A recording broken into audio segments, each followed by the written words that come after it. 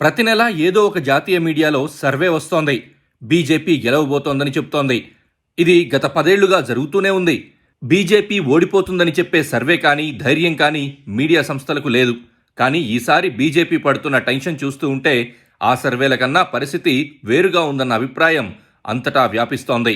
5 రాష్ట్రాల ఎన్నికల్లో 3 రాష్ట్రాల్లో ఘన విజయం తర్వాత బీజేపీ తిరుగులేని కాన్ఫిడెన్స్తో ఉండాలి.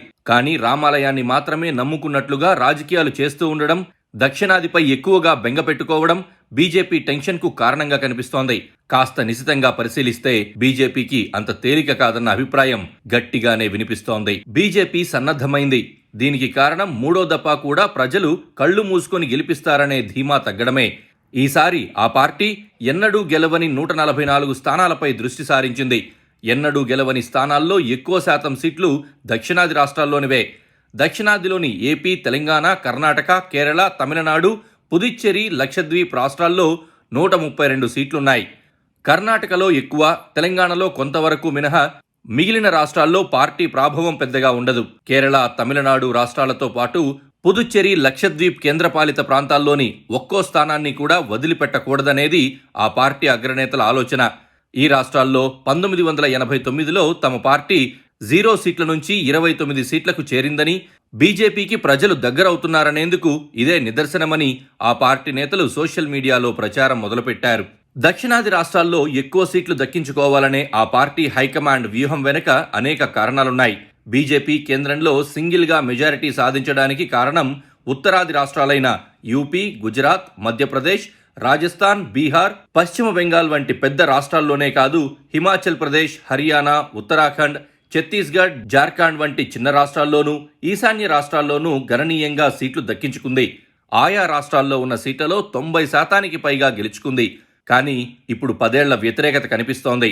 10 ఏళ్ల తమ పాలనా విధానాలు, పెరుగుతున్న ద్రవ్యోల్బణం, నిరుద్యోగం, పడిపోతున్న మద్దతు ధరలు వంటివి ఆ పార్టీ ఓట్లకు గండి కొట్టడం ఖాయమని చెప్తారు.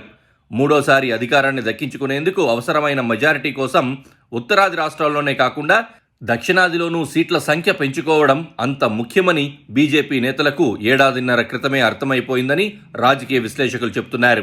అందుకే అప్పట్నుంచి ఈ రాష్ట్రాలపై దృష్టి సారించిందని అంటున్నారు. కర్ణాటక, తెలంగాణ రాష్ట్రాల్లో కాంగ్రెస్ అధికారంలోకి వచ్చింది.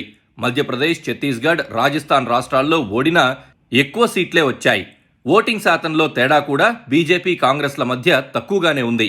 అలాగని ఈ నెల 14 నుంచి మణిపూర్ రాజధాని ఇంపాల్ నుంచి ప్రారంభం కానున్న రాహుల్ భారత్ న్యాయ్ యాత్ర వల్ల లోక్సభ ఎన్నికల్లో పరిస్థితులు మారే అవకాశాలు స్పష్టంగా ఉన్నాయని రాజకీయ విశ్లేషకులు అంచనా వేస్తున్నారు. ఈ యాత్ర అత్యధికంగా 11 రోజుల పాటు యూపీలో జరగనున్నది. కాంగ్రెస్ పార్టీ బీజేపీతో ముఖాముఖి తలపడే స్థానాలతో పాటు ఇండియా కూటమిలోని ప్రాంతీయ పార్టీలు బలంగా ఉన్న చోట్ల కూడా ఈ యాత్ర సాగుతుంది. రామమందిర నిర్మాణం పేరుతో ఆ పార్టీ చేసిన రథయాత్ర ఫలితంగా రాజకీయంగా బాగా బలపడింది. రామమందిర నిర్మాణం పూర్తి చేసిన ఘనత తమ ప్రభుత్వానిదేనని చెప్పి దాన్ని వచ్చే ఎన్నికల్లో ప్రచారం చేయనుంది.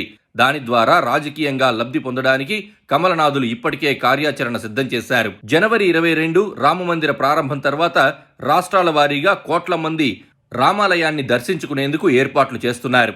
మందిర్ దర్శన్ అభియాన్ను ఎలా కొనసాగించాలో కేంద్ర హోంమంత్రి అమిత్ షా, ఆ పార్టీ జాతీయ అధ్యక్షుడు జేపీ నడ్డా పార్టీ శ్రేణులకు దిశానిర్దేశం చేశారు. అయితే దీని ద్వారా ఎంత లబ్ధి జరుగుతుందనేది ఇప్పుడే చెప్పలేని పరిస్థితి. అయినా ఇప్పటికీ బీజేపీ గెలవదు అని గట్టిగా చెప్పలేని పరిస్థితి ఉంది. దేశవ్యాప్తంగా బీజేపీతో పాటు ప్రభావం చూపే పార్టీ లేకపోవడం ఒకటైతే, హిందీ బెల్ట్లో కాంగ్రెస్ క్రమంగా కుంచుకుపోతుండడం మరో సమస్య. గట్టి ప్రత్యామ్నాయం చూపిస్తే మాత్రం తిరుగులేని విధంగా ప్రజలు ఆదరిస్తారు. ఖర్గేని ప్రధాని అభ్యర్థిగా ప్రకటిస్తే పరిస్థితుల్లో మరింత మార్పు రావచ్చునని అంచనా వేస్తున్నారు. ఎలా చూసినా బీజేపీ వచ్చే ఎన్నికల్లో ప్రజల మూడుపై కాస్త టెన్షన్ పడుతోంది.